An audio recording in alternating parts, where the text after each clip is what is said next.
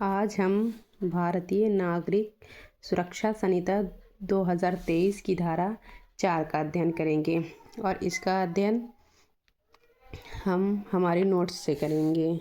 मैंने नोट्स बनाया है अपना, उससे समझाऊंगी, लेकिन उससे पहले हम इसकी हेडिंग देख लेते हैं। तो ये है धारा 4। धारा 4 में है भारतीय न्याय संहिता 2023 और अन्य विधियों के अधीन अपराधों का विचारण। मतलब अपराधों का विचारण कैसे होगा, तो इसको देखेंगे हम। तो इसको हम नोट्स से देखेंगे, क्योंकि वेयर एक्ट की लैंग्वेज बहुत बच्चों को समझ नहीं आएगी। तो मैंने अपना नोट्स तैयार किया है। तो ये है BNSS की धारा 4 खंड 1।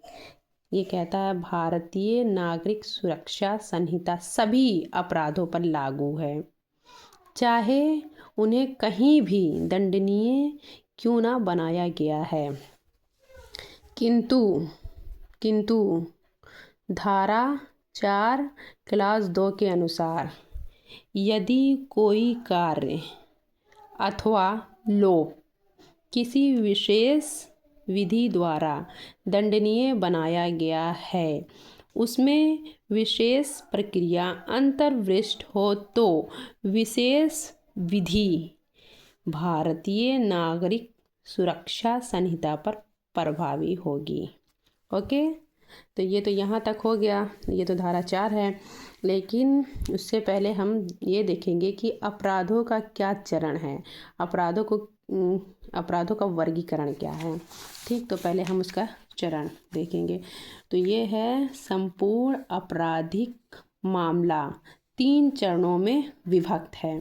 पहला है अन्वेषण, इन्वेस्टिगेशन, फिर है जांच इंक्वायरी, फिर है विचारण मीन्स ट्रायल। ठीक, यहाँ तक समझ में आ गया। अब इसके बाद हम देखेंगे अपराधों का वर्गीकरण। तो अपराधों का वर्गीकरण कैसे करेंगे हम? तो अपराधों का वर्गीकरण 3, इसका 3 वर्गीकरण है। 3 जैसे इन्वेस्टिगेशन, वेल और ट्रायल। तो इन्वेस्टिगेशन है, इसमें आएगा कॉग्निजेबल ऑफेंस, जो BNSS की धारा 2G में है।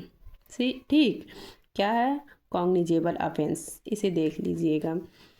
ठीक, और ये है नॉन कॉग्निजेबल ऑफेंस, जो BNSS के सेक्शन 2O में है। ठीक, अब वेल के आधार पर वेल, तो ये है, ये 2 ऑफेंस होता है। पहला है वेलेबल ऑफेंस और नॉन वेलेबल ऑफेंस। इन दोनों जो है ये BNSS के सेक्शन 2C में है।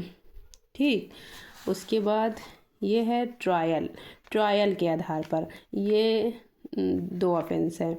ये सम्मन केस और दूसरा वारंट केस। तो सम्मन केस जो है वो है BNSS के सेक्शन 2X में है, और वारंट केस जो है वो है BNSS के सेक्शन 2Z में है। आज के लिए इतना स्टडी काफ़ी है।